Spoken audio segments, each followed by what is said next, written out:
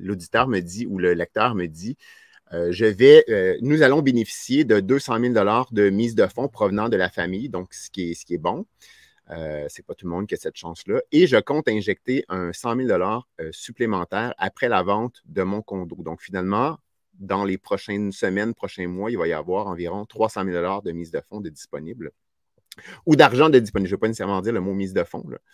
Reste à voir si j'ajoute ce 100 000 $-là à la mise de fonds ou si je l'utilise pour faire des rénovations majeures sur son plex ou sur son immeuble qu'il veut acheter. Donc, la question qu'il me pose, c'est est-ce mieux d'acheter un duplex ou un triplex ou de passer directement à un quadruplex et plus? Est-ce que c'est plus avantageux? Je lis souvent, donc là, j'ai raccourci la réponse, la question, mais ça disait qu'il lisait beaucoup dans les groupes Facebook que quand on a une mise de fonds importante, c'est mieux de s'en aller dans les plus gros immeubles, donc 4 unités et plus. Donc, souvent, on entend 6 unités et plus. J'aimerais bien connaître quel est ton raisonnement derrière ça. Donc, on va répondre à ça dans cette courte vidéo en direct aujourd'hui. Donc, pour ceux qui ne me connaissent pas ou qui arrivent sur la page pour la première fois, donc mon nom est Steve Forget. Donc, j'aide les investisseurs immobiliers qui ont de la difficulté à se lancer ou qui ont peur de se tromper à faire leur première, deuxième, troisième transaction rentable et ou à faire croître leur parc immobilier locatif. Plex ou multilogement?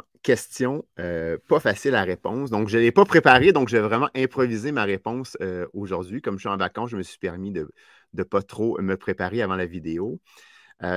Écoute, la majorité des gens vont débuter généralement par des petits plex. Et là, par petit plex, là, je parle de duplex, triplex, quadruplex. Et moi, ici, j'inclus 5 logements. La photo que vous voyez à gauche, c'est mon premier quadruplex que je possède toujours.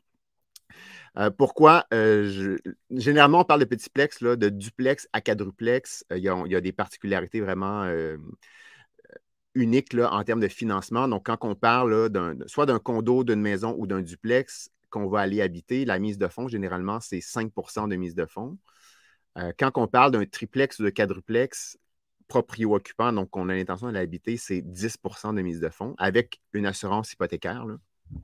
Si évidemment vos ratios d'endettement personnel le permettent. Donc là, je parle de façon générale, mais évidemment, chaque cas va être unique dépendamment de le salaire que vous faites personnellement, en famille, de l'argent que vous avez de côté, de vos actifs que vous avez de côté également. La situation peut changer, vous m'entendrez bien, là. Donc moi, j'ai toujours eu le même discours depuis une dizaine d'années. Donc j'encourage ceux qui débutent à commencer proprio-occupant. Donc, plutôt, là, on voit ici que la personne qui m'écrivait ça dit qu'elle a un condo qu'elle va mettre en vente. Donc, je prends pour acquis qu'elle va aller habiter dans son prochain plex, que ce soit un duplex, un quadruplex ou un 5 logements ou un 8 logements, pourquoi pas. Donc, je prends pour acquis qu'elle va aller proprio-occupant. Je pense qu'il y a des avantages intéressants à acheter un immeuble proprio-occupant pour mettre moins de mise de fonds. Et d'y aller avec un financement au personnel. Donc, c'est-à-dire qu'on va avoir une mise de fonds, par exemple, de 10 sur un quadruplex et on est capable de faire financer ça basé sur la valeur marchande de la propriété. Donc, si je m'achète, par exemple, un 5 logements à 1 200 000 dans Hochelaga Maisonneuve, moyennement rénové, avec 65 000 de revenus. Donc là, je vous donne des chiffres à peu près similaires à ce qu'on retrouve là, dans Hochelaga, par exemple, pour un 5 logements. Ça va tourner entre 1 50 000, 1 200 000, 1 300 000, avec des chiffres qui sont autour de 58 000, 60 62 000 $ bruts. Ça peut être intéressant d'y aller comme proprio-occupant. Aller directement dans un plus gros immeuble, oui, c'est possible. Donc, s'en aller, par exemple, s'acheter un 8 logements, un 10 logements, un 12 logements. Est-ce que la question que je n'ai pas, c'est est-ce que la personne va aller l'habiter ou pas? Je trouve ça peut-être moins intéressant quand on veut aller l'habiter, d'aller acheter un 8 logements, un 12 logements. Il n'y a pas d'avantage quelconque sur le financement. Donc, qu'on aille l'habiter ou pas, notre mise de fonds va être assez importante. Donc, on va être considéré un locataire comme un autre, là. Il y a le cas des 5 logements qui est particulier quand on veut aller l'occuper. Donc, dans certains cas, c'est considéré comme étant... il y en a qui vont le faire passer en financement commercial, il y en a qui vont y aller en financement individuel. Et pour un 5 logements, on est capable de le faire financer SCHL avec 15 de mise de fonds quand on est propriétaire occupant ou même quand on n'est pas propriétaire occupant. Donc, si nos ratios d'endettement le permettent, on est capable d'aller avec seulement 15 de mise de fonds. Donc ça, c'est une classe qui est vraiment à part. Je la trouve intéressante pour quelqu'un qui veut être proprio-occupant. Généralement, on va aller occuper, par exemple, le rez-de-chaussée, qui est un immeuble typique. Là, j'ai aucune idée d'où mon lecteur veut acheter, mais je prends l'exemple de Hochelaga. ou de Rosemont, par exemple, et même plusieurs secteurs de Ville-Marie à Montréal, où il y a un grand appartement, par exemple, 5,5, 6,5, ou des grands 4,5 au rez-de-chaussée, au premier niveau. Puis après ça, au deuxième, troisième niveau, ben, il va y avoir généralement des 3,5, ou dans certains cas, il va y avoir des 4,5 plus des 3,5. Ça peut être vraiment intéressant parce qu'on a 4 logements qu'on va être capable d'optimiser avec le temps pour diminuer notre coût pour habiter notre propre logement. Là, on est dans une situation vraiment particulière depuis 1 an et quelques mois déjà avec la montée des taux d'intérêt. Il faut faire bien attention même quand on achète un Plex. Donc, ceux qui crunchent des chiffres, là, vous le savez, là. Je le vois, moi, toutes les semaines, il y a des gens qui font des coachings avec moi, puis ils me font analyser leurs fiches, puis il faut vraiment faire attention parce que dans certains cas, ça va leur coûter plus cher habiter le logement dans leur Plex que s'ils louaient un des logements du Plex. Okay? Donc, ça va leur coûter 2 000, 3 000, 3 200 $ la semaine passée. J'en ai fait un avec une cliente. Pour habiter un 5,5, ça lui coûtait pratiquement 3 000 $ par mois à cause que les taux d'intérêt sont excessivement élevés. Ça faisait aucun bon sens. Okay? Donc, ça faisait aucun bon sens. Donc, un logement similaire sur le marché de la location était à environ 2 000 $ par mois. Et là, la personne va en payer 3 000, 3 200 par mois.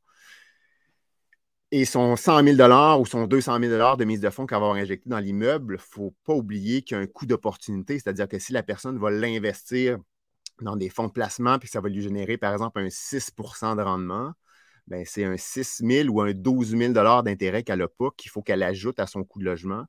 Ça coûte cher. Donc, il faut vraiment faire bien attention. Donc, duplex, triplex, oui, si vous êtes capable d'avoir des bons prix, avec la mise de fonds dont la personne nous parlait tantôt de 200 à 300 000 $, moi, je n'irais certainement pas en bas de quadruplex. Donc, j'essaierais quadruplex, 5plex. Ça donne plus de marge pour aller optimiser. Donc, de un, une belle stratégie idéale, et là, je pourrais me faire taper sur la tête par les groupes sociaux là, qui sont forts là, et très présents dans les journaux depuis quelques mois. Mais si, admettons, mon lecteur veut acheter un 5 logements avant le mois de décembre qui vient et qui veut habiter le logement au 1er juillet de l'année prochaine, ben, il va pouvoir faire une reprise de logement pour aller l'habiter avec son conjointe ou sa famille. Donc, il faut qu'il le fasse 6 mois à l'avance. Donc, ça, c'est un avantage également dans les plus petits plex. Donc, on va être capable de faire, ben, on peut le faire dans les plus gros logements, là, dans les plus gros immeubles, mais généralement, on le fait dans les plex. Là. Donc, il pourrait dire, ben, je le fais, puis il y a peut-être un des appartements qui est sous-loué. Donc, admettons que la personne, elle est toute seule, elle est célibataire, ben, elle pourrait reprendre un 3,5. Si elle est en couple, ben, elle prend un 4,5 ou un 5,5. Et ça nous permet, donc, pendant quelques années, d'habiter ce logement-là et de le remettre au prix du marché. Si on veut... et il y a encore quand même, je pense, des belles opportunités dans les plex. J'en ai analysé dans les derniers jours. Je suis présentement en contact. Moi, j'avais dit que je ne voulais plus rien acheter à Montréal, mais là, je suis en contact avec un courtier pour un immeuble en particulier dans mon secteur, un petit plex. Même si je n'étais pas intéressé, je trouve qu'il y a un potentiel hyper intéressant dans certains plex. Mais ça vient avec des problèmes. Je trouve intéressant parce que je sais que je peux augmenter les revenus de beaucoup dans les prochaines années, en espérant que certains locataires quittent naturellement. Mais ça vient avec des problèmes de fondation. Donc, j'ai regardé hier le rapport d'inspection. Donc, dans certains secteurs, si on a un bon prix d'achat, ça peut venir avec certains problèmes. Donc, moi, la toiture était finie et les fondations avaient besoin de travaux importants, probablement de pieutage, de changer des poutres et de vraiment solidifier là, toute la structure. Mais malgré ça, même en mettant, par exemple, un 200 000 de pieutage et de structure, je sais que j'étais capable d'emmener l'immeuble à un autre niveau pour faire augmenter sa valeur à moyen terme. Je ne vous parle pas nécessairement dans 1 an, 2 ans, 3 ans, parce que ça va dépendre de la vitesse à laquelle les locataires vont quitter. Là. Et c'est un peu la même chose également dans les multilogements. Les multilogements, donc ici, je inclurais 6 logements et plus. Et encore là, il faut faire attention parce que des fois, 6 logements, 7 logements, 8 logements, on est capable de les faire financer au personnel, donc avec des mises de fonds qui sont un peu moins importantes, mais qui ne seront pas en bas de 20 % généralement. Donc, si vous les achetez en vos noms personnels, en financement personnel, avec certaines banques, on est capable de mettre 20-25 % de mise de fonds sur un 6, 7, 8 logements. À partir de 8 logements et plus, dépendant des institutions financières, là, on va tomber à 25 % de mise de fonds. En théorie, parce qu'en pratique, avec la montée des taux qu'on a, Maintenant, si on y va en financement traditionnel, notre financement va être beaucoup plus bas que ça. Donc, il va falloir injecter 40, 45, 50 de mise de fonds. Donc, ça peut être un désavantage là, de se lancer pour un premier achat dans un multi-logement. Je parle de Montréal parce que la personne m'a parlé de Montréal. Écoute, avant la montée des taux, c'était déjà fréquent de devoir injecter 45 de mise de fonds en conventionnel. Avec la montée des taux, il faut vraiment trouver un deal extraordinaire pour mettre moins que ça en mise de fonds.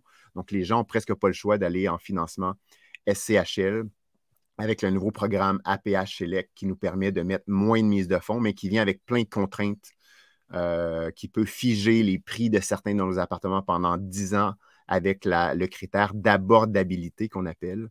Donc, ça peut être un gros désavantage pour quelqu'un qui veut se lancer. Il n'y aura pas accès à ces fonds rapidement pour faire des refinancements.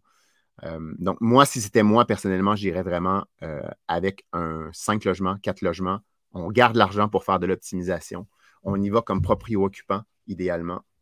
Et on essaie de bien négocier notre achat. Ça ne se vend plus comme des petits pains chauds, nécessairement, les immeubles, présentement. Puis je lis des commentaires. Encore ce matin, je lisais un commentaire de quelqu'un qui vient de faire une belle transaction, puis les gens ont tous la même question, mais OK, tu as fait une belle transaction, mais dis-nous ce qu'il y a derrière, tu as mis combien de mise de fonds, parce que si tu as mis 50, 55 60 de mise de fonds, ça ne veut pas dire que ce n'est pas intéressant, là, mais c'est tout un défi de gestion, puis il y a beaucoup de risques qui viennent associés à ça. Les multilogements, leur avantage, c'est quand on fait de l'optimisation, la valeur va augmenter basée sur les chiffres mathématiques des revenus et des dépenses. Mais c'est quand même compliqué maintenant avec la montée des taux d'intérêt qu'on a eu. Donc, ça ne sera pas si facile que ça. Donc, on n'est clairement plus là entre 2015 et 2022. Là. Donc, voilà. Donc, et par rapport aux évaluations agréées, dans les petits plex, et là, petit plex, là, ça va dépendre des institutions financières encore là. Donc, des fois, ça peut aller jusqu'à 6, 7, 8. Là. Les évaluations vont se baser beaucoup sur les comparables du secteur. Donc, les comparables vendus, par exemple, dans les 12 derniers mois ou dans les 6 derniers mois. Donc, les évaluateurs agréés vont beaucoup se baser sur ça. Quand on arrive dans les 6, 8 logements et plus, ils vont calculer également ils calculent dans tous les coûts, là, mais la banque, elle va considérer davantage la valeur économique et elle va regarder beaucoup le ratio de couverture de dette associé à ça. Donc, c'est deux calculs qui sont assez différents et qui fait que présentement, les financements sont presque effondrés là, dans le multi-logement. Donc, ça peut être beaucoup plus difficile. Donc, acheter un immeuble là, à 1 500 000 en conventionnel à Montréal, il faut pratiquement injecter 750 000 de mise de fonds.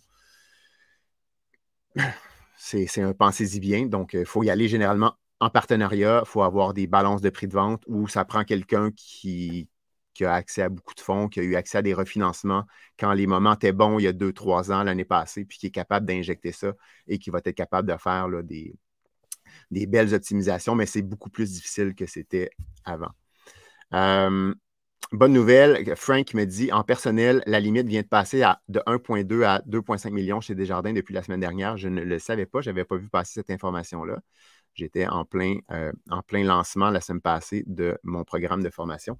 Je n'ai pas trop regardé les nouvelles. C'est une excellente nouvelle parce que ça faisait plus de sens. On était limité à 1 200 000 en financement personnel, mais maintenant, une maison vaut 600 000, 700 000, 800 000 dans certains cas. Ce n'était pas tellement long qu'on arrivait à notre maximum au niveau personnel. C'est une bonne nouvelle. Ça faisait longtemps que les gens le demandaient, qu'il y ait cet ajustement-là. Donc, ça va aider beaucoup de personnes à être capables de faire d'autres transactions au financement personnel. Le financement personnel, là, le taux d'intérêt il est moins élevé qu'en financement commercial. Donc, c'est une très bonne affaire également.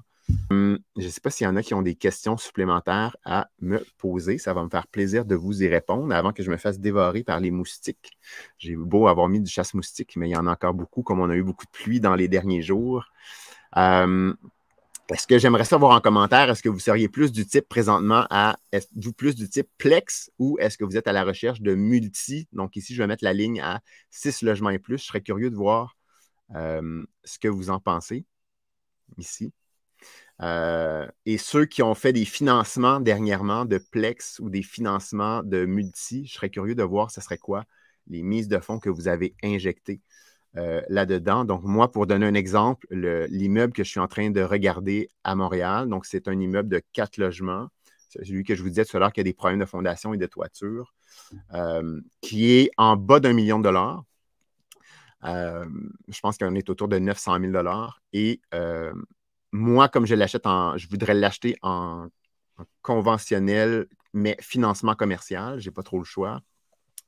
Ma mise de fonds, elle est pratiquement de 400 000 dollars. C'est vraiment immense, là. Donc, ça serait même probablement le défi numéro 1. Je pourrais probablement y aller en financement personnel, comme ça vient de passer à 2,5 millions de dollars. Je ne suis pas certain que mes ratios d'endettement personnel fonctionneraient. Donc, nous, on a beaucoup diminué nos revenus familiales là, depuis quelques années avec l'arrivée des enfants. Donc, ça serait assez difficile. Donc, on est deux, mais j'ai juste moi qui génère des revenus à l'université. Probablement que je ne serais même pas capable de me qualifier là, pour acheter un autre quadruplex en mon nom personnel, comme je possède plusieurs, pas plusieurs, non, j'ai ma maison, j'ai mon chalet et j'ai un quadruplex en mon nom personnel et j'ai un 5 logements à mon nom personnel à 100%. Là. Donc, moi, j'ai probablement atteint déjà la limite de mes ratios d'endettement.